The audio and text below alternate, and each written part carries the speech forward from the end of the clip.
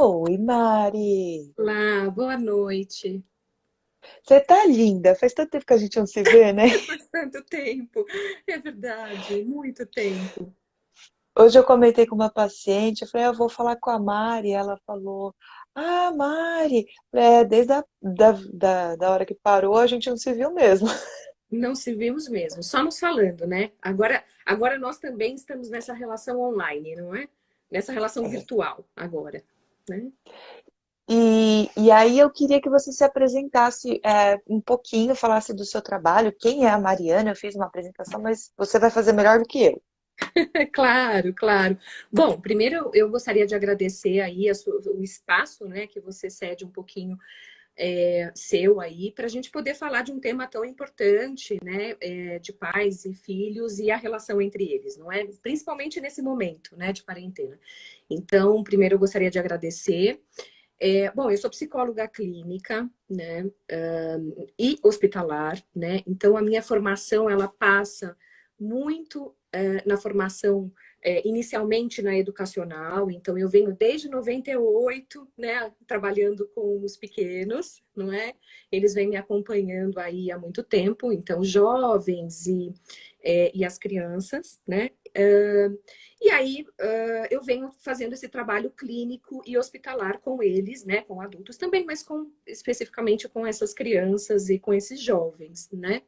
Então, eu espero poder contribuir de alguma forma aí para esse tema, né? Espero a gente poder ouvir aí o que as pessoas têm de dúvidas, né? O que de repente a gente pode ajudar neste momento, porque eu acho que muitas coisas estão surgindo, muitas dúvidas, né? Eu tenho recebido, particularmente nesse momento, muitos questionamentos de como agir, né? Então, eu acho que veio num momento super apropriado. É, porque tem vários fatores, né, Mar, que a gente vai pensando. Bom, primeiro que ninguém esperava, né? Então, Uhum, os próprios adultos, a gente observa que não estava aguardando ah, um, um rompimento da vida, um rompimento das atividades do cotidiano. E quando a gente pensa no adulto, às vezes a gente pensa que talvez ele consiga assimilar melhor. E aí a gente já pode, talvez, começar a pensar como é que as crianças, né? Você tem pacientes infantis, como é que as uhum, crianças assimilaram essa informação do que é o coronavírus, que eu já ouvi isso, uhum, achei tão colona, e como é que uhum. é essa assimilação infantil? Tá. Bom, na verdade, eu acho que é importante a gente primeiro entender qual é esse impacto, né? Qual é o impacto emocional para essas crianças. Então, quando a gente vai falar no impacto emocional, a gente também vai compreender que essas crianças, elas começam a apresentar alguns sentimentos, né, e algumas sensações muito parecidas com nós adultos, né? Então, as crianças começam a ter um grau de ansiedade, começam a ficar irritadiça, começam a ficar um pouco amedrontadas, né? A gente percebe que algumas crianças começam a apresentar alguma oscilação de humor, alguma insônia, tá? Até comportamentos mais regressivos, né? Então, aquela criança que já conseguia fazer uma série de coisas, ela começa a pedir para os pais, né, que dizendo que ela não consegue mais, né, dizendo que tá difícil, né, é uma forma da gente ir percebendo que neste momento as coisas também bagunçaram, não é, para essa criança. Então, acho que o primeiro ponto é esse, né, da gente falar de que estas crianças vão desempenhando também esses mesmos sentimentos, compartilhando como nós adultos deste momento de certa insegurança, de certa preocupação, de incertezas, não é? Então, a gente não escuta muito de que logo quando o bebê nasce, a primeira coisa que as mães logo pensam em fazer é a rotina, não é? A rotina dessa criança. Como é importante fazer a rotina, não é? E aí chegou essa pandemia e bagunçou tudo, né? Então, essas crianças não têm mais aquela rotina, bagunçou aquelas atividades, né? Muitas crianças que já iam para a escola, faziam atividades fora da escola. Então, a gente teve um grande impacto nesse sentido. Né? Então, acho que as crianças elas vão refletindo da maneira delas, né? Demonstrando da maneira delas o quanto este momento é estressor, tá? Então, quanto este momento há uma sobrecarga, né? Então, eu acho que fica também aqui a gente pensar, né? O que esses pais têm, né? O Uhum. que vocês vêm percebendo, não é? De dificuldades com essas crianças, né? Se isso vai fazendo sentido também a vocês. Eu aprendi essa semana a mexer na caixinha de perguntas para a live. E aí eu tinha feito uma pergunta, mas eu descobri que só aparece na live se a gente faz no dia. Então eu salvei algumas perguntas que eu Tá, tinha feito logo no começo, quando eu anunciei, e aí eu vou pegar aqui porque eu só aprendi agora, né? tá joia, E então tudo bem. foi o que a gente aprendeu. E teve muita pergunta sobre a escola online, né? Uhum, E você fazer uma criança de 6 anos que está no primeiro ano da escola assistir certo. 4 horas de aula Uhum, sentada na frente de uma tela. Então, certo. eu acho que isso daqui teve outras perguntas, mas eu acho que essa Esse é pega um ponto todas. importante. Ok. Esse é um ponto importante. Eu acho que tem surgido muitas dúvidas, né, de como agir com as crianças nesse momento da escola. Tem algumas mães que me perguntam se mantém na escola ou não, né, se tiram da escola, se deixam ou não. Mas, assim, o ideal, né, é claro que quando a gente vai falar em psicoterapia infantil, a gente vai fazer uma análise daquela família, não é? Então, quando eu vou fazer análise disso, eu vou fazer daquela família. Mas quando a gente está falando, né, de algo mais geral, a gente vai dizer que é muito importante que essa criança tenha que ela ainda mantenha essa rotina dessa escola. Tá? Ainda que seja muito difícil, né? Algumas escolas têm feito boas propostas, né? Então eles têm se motivado a estimular essas crianças, né? Eles têm tentado fazer atividades mais lúdicas, têm feito algumas propostas para que essa criança faça em casa, né? Algumas dessas tarefas, né? Então, assim, o ideal deste momento é que a gente tenha essa criança, sim, fazendo essa atividade da escola, e se for uma atividade gravada, o ideal é que seja no horário em que essa criança já estava na escola. Então, digamos que é uma criança do período da tarde, né, que já ia à escola à tarde. O ideal é que as mães mantenham esse posicionamento desse horário da tarde, tá? Para que a gente mude o menos possível. Agora, em relação às dificuldades das crianças, eu acho que é importante a gente perceber de que é um momento também para que os pais se mostrem mais disponíveis, não é? Para observar se as crianças estão tendo dificuldades. As crianças, o que eu venho percebendo é que algumas crianças tiveram uma oscilação, tá? Então, assim, Uhum. nem todas fluíram bem logo de início, o que é super esperado. Nós adultos precisávamos trabalhar online, né? Então, home office, muitos de nós, né? Então, nós também precisamos de um tempo para nos adaptar. As crianças, da mesma forma, né? E aí, a gente tem que ir lembrando que se os pais puderem acompanhar essas crianças durante esse processo, é melhor. Tá? Então, se a gente tem uma criança que está tendo dificuldade, né, para ficar na tela o tempo todo, né, da gente entender que tipo de dificuldade é essa, né? Será que é uma dificuldade de se manter focado ou é uma dificuldade porque a rotina está muito diferente ou porque ele não tem rotina, né? Então, acho que é importante entender isso, tá? Então, acho que é isso. É isso. É Bom, isso, o pessoal, basicamente é isso. Tem muita coisa para falar. resumidamente é isso. O pessoal pode mandar pergunta do lado da caixinha de comentário, tem um ponto de interrogação e vocês podem escrever as perguntas de vocês, que aí a gente vai respondendo, tá? Então, do meio para o final, eu vou abrir a caixinha de todo mundo que está mandando as perguntas e a Mari vai respondendo para vocês. Aí eu tenho algumas perguntas, e aí até eu mesma, né? Como vocês sabem, tem o Theo, que também estava na escolinha, Bonitinho do Theo. Mas Theo não tem aula online, que ele ainda não precisa da Sim. carga horária. Eu tive muitas perguntas de mães, porque agora, o que acontece? A mãe estando em casa, a criança quer acessar essa mãe, e essa mãe se sente muito culpada, se sente muito uma péssima mãe, porque ela tem que equilibrar o prato do Uhum, trabalho, o prato da uhum. casa, o prato do filho e exatamente essa culpa, né? Então, eu tô te falando isso porque eu percebi que o Theo, ele não entende muito bem que a mãe dele entra no quarto, sai do quarto, entra no quarto, sai do quarto, o que que a mãe dele está fazendo. Uhum. Como é que você está observando isso nas suas crianças e nas suas mães, porque você também atende adulto? Sim. O que eu venho percebendo é que a gente nota um comportamento como se a família tivesse um tanto sobrecarregada, né? Então as mães estão sobrecarregadas, né?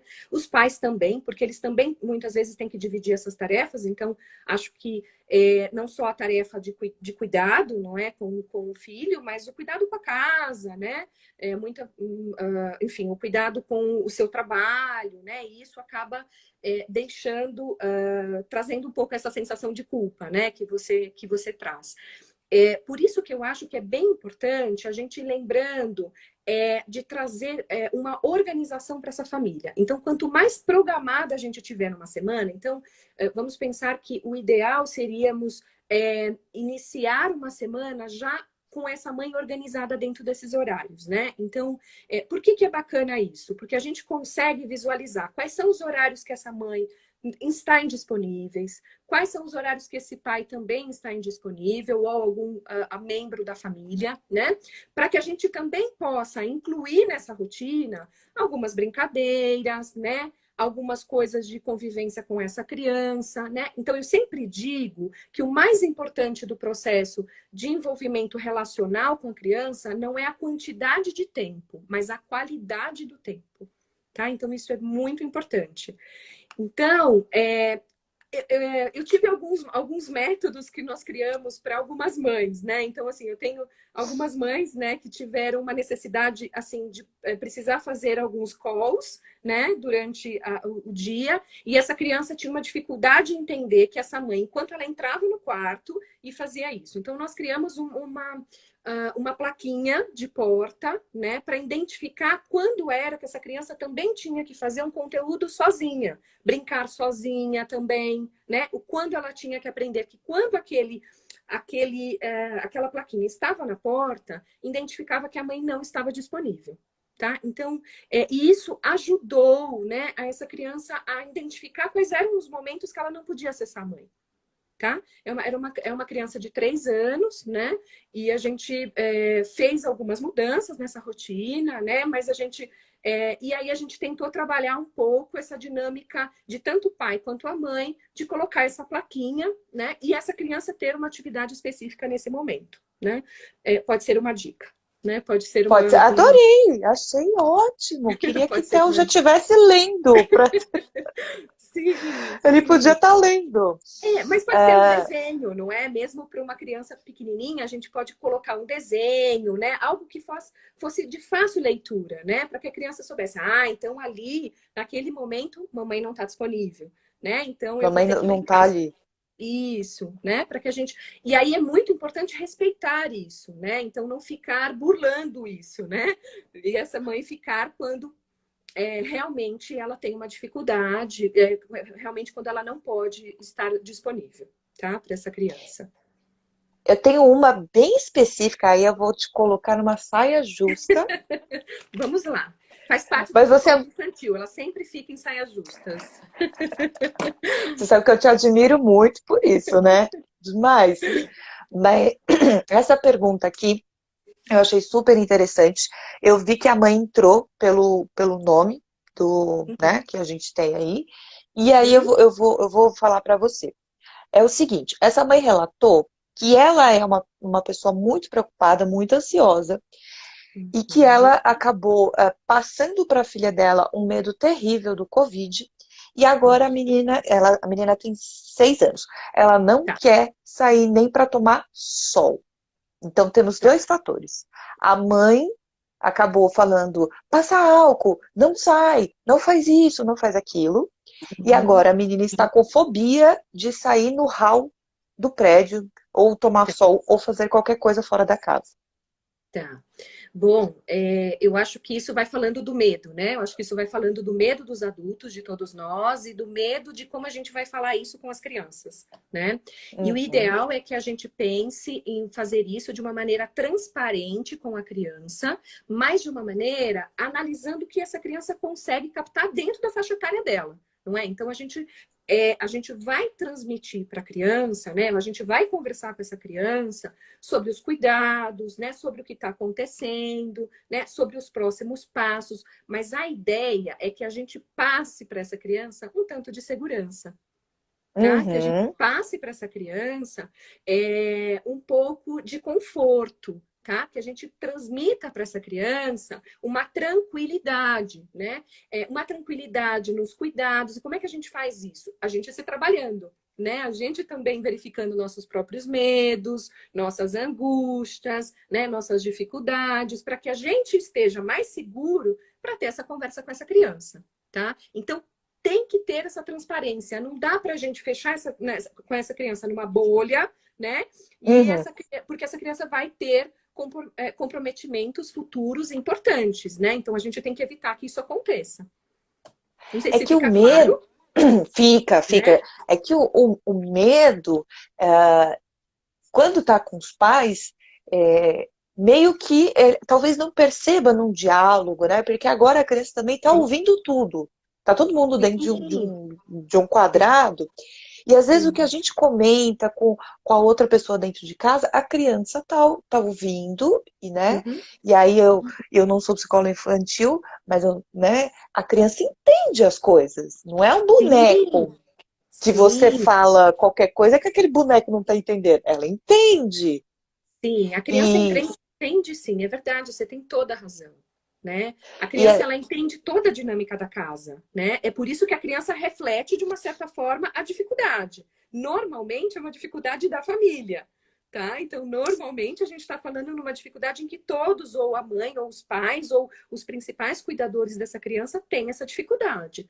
Tá? Então, por isso que eu digo que é um movimento assim, que não adianta só a gente fazer com a criança, mas que possa ser feito com essa mãe, né? Para que essa mãe, esses pais, né, esses cuidadores possam também se acalmarem, né? Possam também se tranquilizar, né? Para que nessa conversa com essa criança, e aí é uma conversa mesmo, ainda que seja enquanto a criança está brincando, ainda que seja uma conversa programada, é importante que isso aconteça. Tá? Então, essa transparência de dizer para as crianças de que elas têm medo mesmo, né? De que é natural ficar amedrontada, que é natural que se tenha receio, né? De voltar para as coisas, voltar para a vida normal, né? Mas que esse medo, acho que vão vencer juntas, né? Então, apoiar essa criança, dizer de que esse sentimento que ela tem também é um sentimento compartilhado pelos pais, mas de uma forma de acolhimento, tá? De uma forma de dizer, olha, estou aqui com você, né? Posso também te ajudar com isso.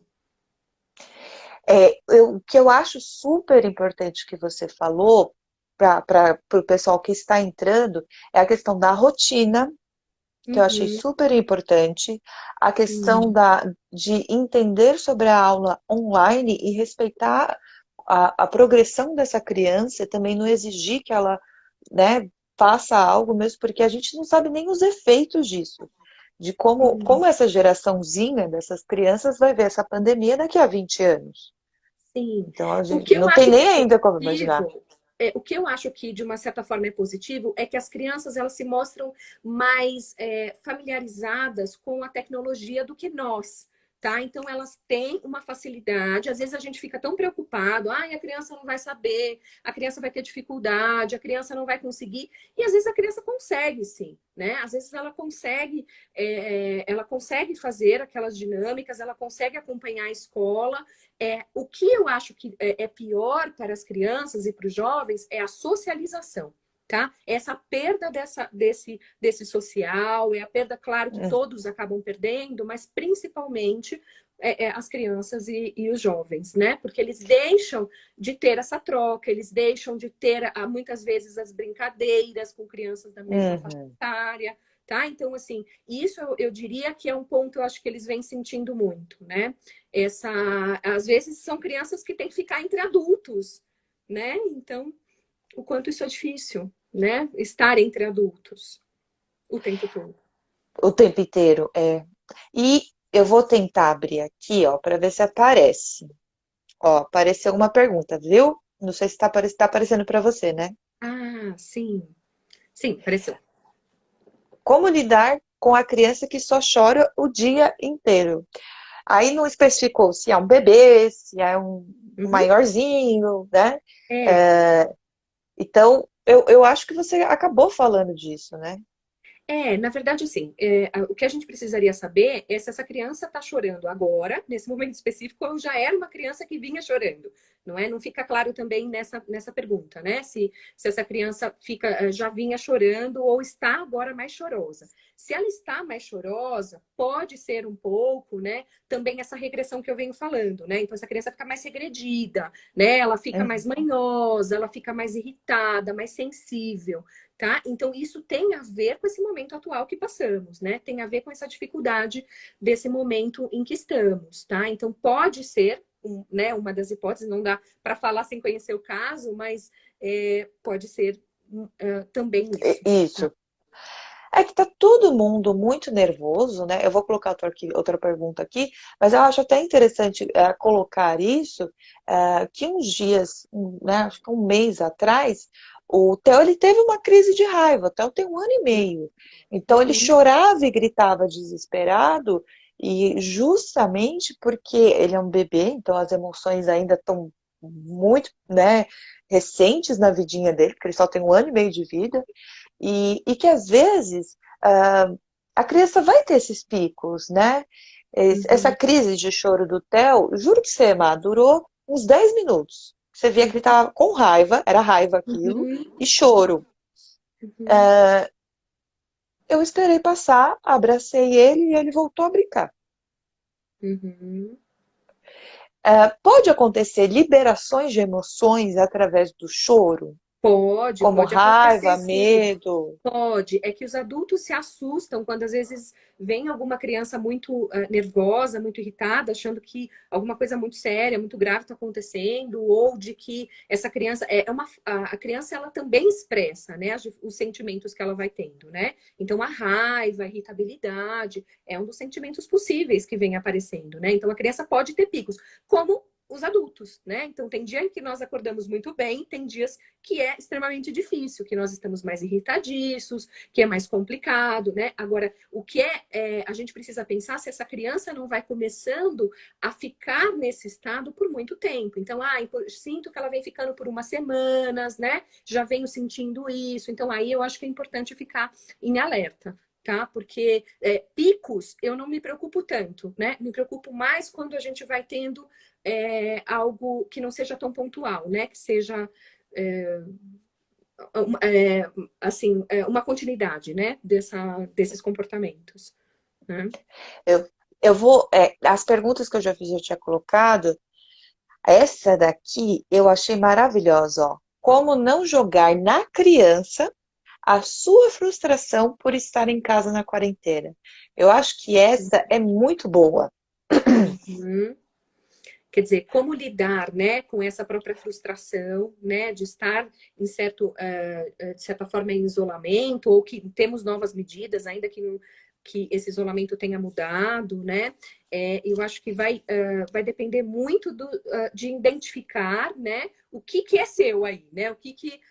É uma frustração muito sua, né? Você está indignado, mudou muitas coisas, né? E eu acho que também o adulto tenha que fazer esse mesmo movimento da criança, de entender isso, de compreender isso. Bom, mudou muito da sua rotina, né? Chegou no momento em que está muito. As coisas se tornaram muito inseguras, né? O adulto pode trazer um certo grau de indignação que, dependendo desse grau, né, de insegurança, de indignação, de preocupação e de medo, pode transmitir para essa criança. Tá? Então, Uhum. lembre-se que as crianças elas têm como referência esses pais cuidadores. Tá? Então, é nessa relação que a gente vai transmitir ou vai permitir, né, deixar essas crianças mais tranquilas e não. Agora, é inevitável que também os adultos passem por esse momento difícil. Tá? Mas eu acho que é importante que também os adultos esses pais possam ir se acalmando, tá? Diante das coisas que estão acontecendo. Então, tomar medidas, né, de cuidados, né, conversar com pessoas, se for o caso, procurar atendimento psicológico, não é? Mas para que possa cuidar dessa saúde mental, né? Para que a gente também cuide desse futuro dessa criança, tá? Para que essas crianças não sejam tão afetadas.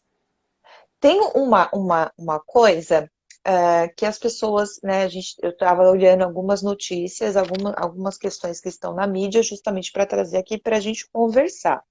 E Uhum, existe, sim, uma coisa de os pais não estavam preparados, uhum, os pais, pai e mãe, para criarem os seus filhos, né? Então tinha uma crítica de que a geração dos pais atuais tem muito pouco tempo com o filho, justamente porque tem uhum, que trabalhar, porque a gente precisa uhum, trabalhar, e de como foi um choque para os pais terem duas, três crianças em casa e mais tempo do que normalmente eles passaram durante a relação deles. Na sua visão, isso é coerente ou na sua experiência você acredita que realmente a nossa vida hoje exige que a gente não passe tanto tempo com os filhos e agora a gente está 24 horas com eles? Como é que você enxerga essa crítica? uhum. Eu acho que, de novo, não dá para generalizar, mas a gente tem uma preocupação nessa relação, tá? Então, o que eu venho percebendo é que existe uma dificuldade, muitas vezes, em entender quais são as necessidades que essa criança tem. Né? Então, assim, é como se os pais, diante dessa nossa rotina, e aí, de verdade, não há um julgamento sobre isso. Eu acho que isso faz parte até da característica da nossa sociedade, sim, né? Pelas demandas que os pais acabam tendo, mas isso acaba distanciando, muitas vezes, a questão relacional. Então, é como se essa criança fosse um tanto terceirizada, né? Então, a Uhum. hora de brincar é terceirizada pela babá, né? As horas das atividades lúdicas são feitas lá numa atividade extracurricular da escola, né? Então, esses adultos não conseguem ou têm a dificuldade, apresentam a dificuldade de saber a necessidade dessa criança e a necessidade do brincar. Tá? Eu trago o brincar porque o brincar não simplesmente, né, quando a gente vai dizer assim, eu estou lá supervisionando essa criança. Não, eu estou lá brincando com ela, estando com ela nessa brincadeira, tá? Permitindo estar com ela, entrando nessa fantasia dessa criança. Então, o que eu percebo é que esses pais estão pouco. Eu acho que é um momento de uma adaptação, eu acho que é um momento também de se reinventar nessa relação com a criança.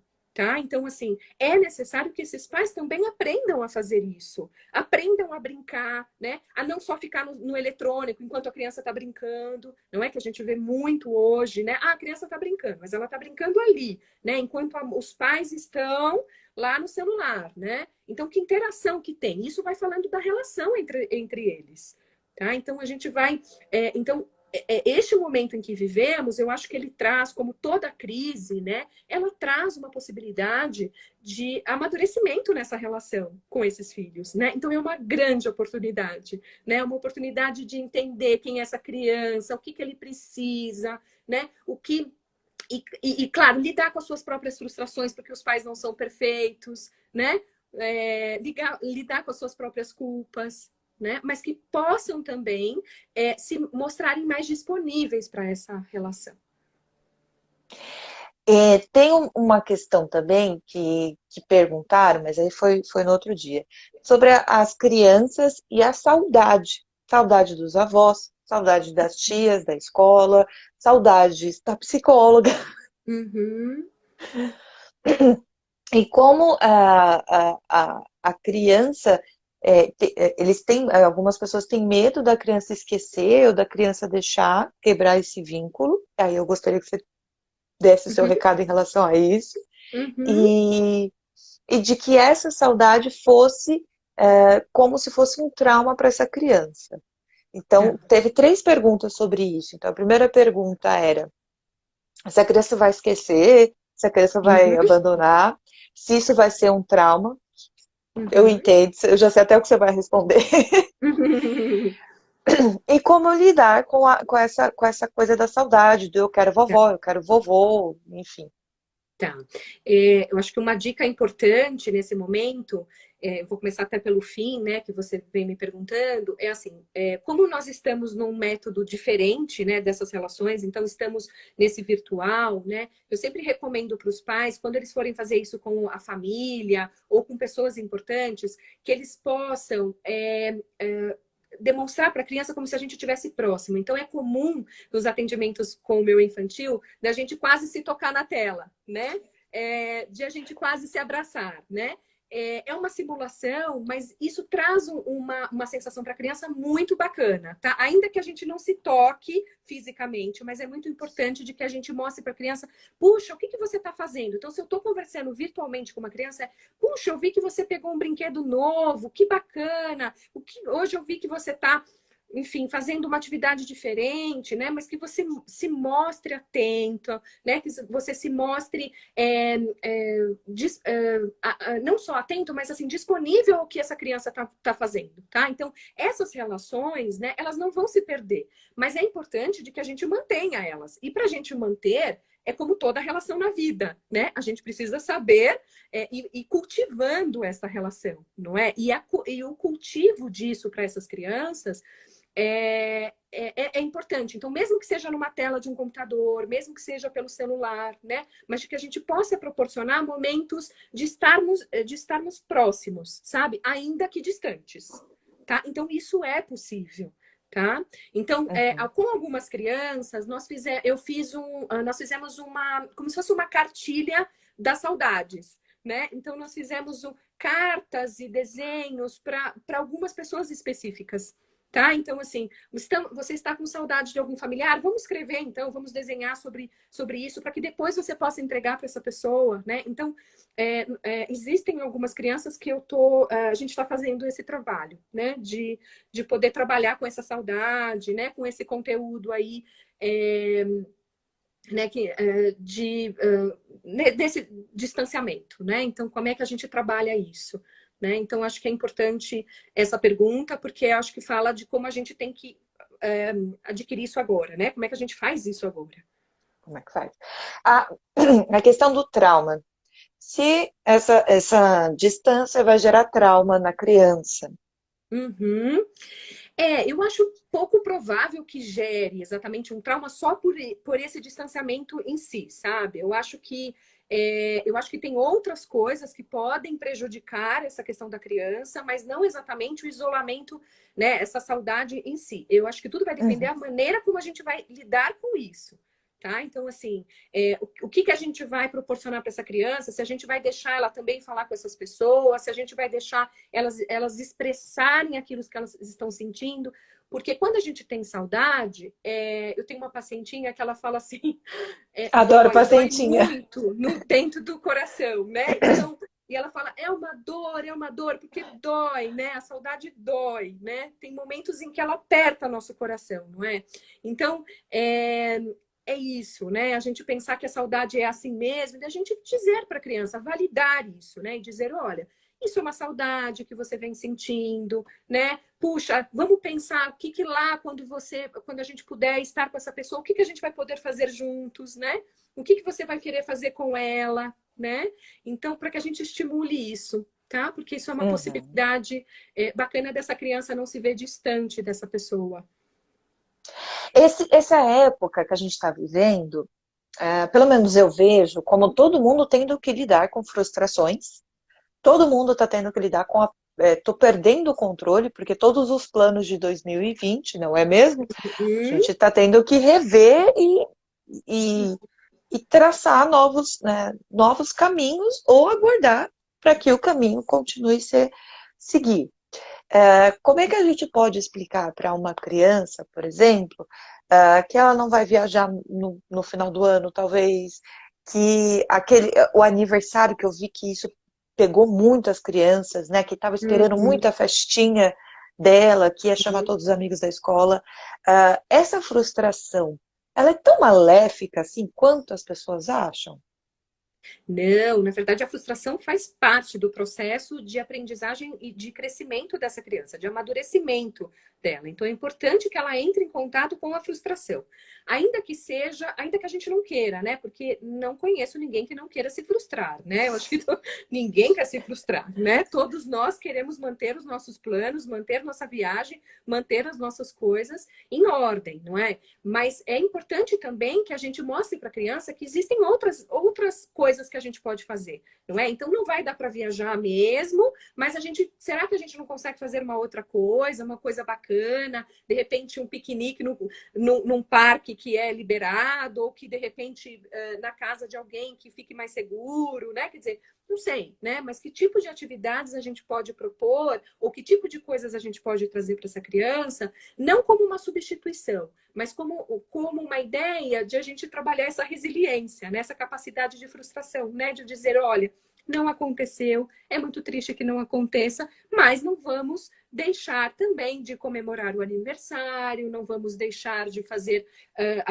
o momento de estar entre família, tá? Então, eu acho que para alguns pais, assim, eu acho que é importante, por isso que eu digo dessa programação dessa semana, né? De pensar, de repente, nos finais de semana, o que dá para fazer? Dá para fazer uma festa do pijama, né? Dá para fazer uma festinha com a família, né? Virtualmente falar com todo mundo, né? Dá para fazer um piquenique no meio da sala, dá para fazer cabana. O que é que dá para a gente fazer, né? O que dá para a gente trazer nesse momento para que essas crianças sintam menos, né? Ou possam também usufruir desse momento de excesso de família, não é? Porque é isso, né? As famílias.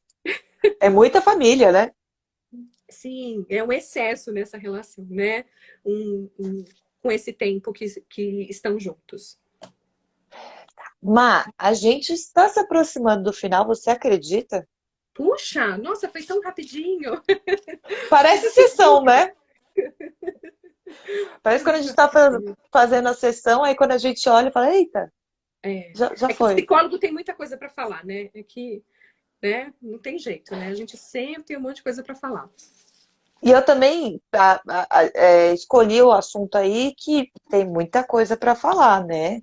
E tem bastante coisa para a gente discutir.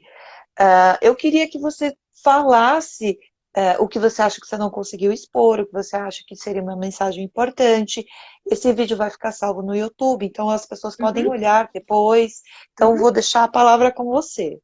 Tá. Na verdade, eu acho que é muito mais importante nesse momento eu sentir qual foi o sentido disso, né? E que dúvidas essas pessoas teriam, né? Eu acho que tem muita coisa para ser dita, né? Eu também tentei ser mais sucinta, né? Nas coisas em que eu trouxe também com essa proposta que você me convida, para que a gente possa trazer algumas dicas mais práticas, né? Porque a gente vai falar da psicologia algo tão subjetivo, né? Como é que a gente coloca isso na prática? E com as crianças, a gente tenta trabalhar um pouco dessa prática, tá? A gente tenta trabalhar um pouco isso. Enfim, eu fico aí disponível, né, para as pessoas. Acho que a Bia deixou também o meu Instagram. Enfim, eu fico aí disponível para algumas questões. Quem sabe no futuro a gente não possa trazer outras assuntos importantes, né? Assuntos. A sua agenda que é difícil, né, amor? Que bom, né? Gente, a Mari tem uma agenda muito difícil. Sim, A Mari, ela é multitarefa, vocês não têm noção. O que eu acredito que a gente pode fazer é pensar numa próxima live, em outros conteúdos. E eu queria agradecer muito você, porque, como eu disse, sua agenda é apertada. Só para vocês saberem, essa live eu tô falando faz uns 2 meses com ela. Não é?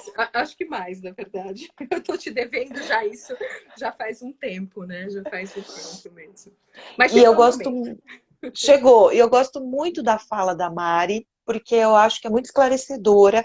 Eu acho que ela fala de uma forma fácil de entender. Porque quem é leigo no dialeto do psicologês, muitas vezes não consegue entender o que o psicólogo está falando. E eu vejo a Mari falando de uma forma simples, direta e objetiva. E para falar de criança, muitas vezes, a gente tem que ser assim, simples, direto e objetivo. Que a mãe já está descabelada, né? Já está estressada, né? Já temos que facilitar, né? Vamos facilitar, não é? Vamos facilitar. E você foi maravilhosa. Muito obrigada por aceitar meu convite. Eu vou colocar isso daqui no IGTV, vou te marcar. Vai ter o Instagram da Mari. É Mariana Branco Psico? Acertei? Isso. Acho que é isso. A Mari não atende só criança, a Mari também atende adultos e também atende adolescentes. Ela atende aqui em Moema, mas no momento está online. E Sim. você também está atendendo criança online, né?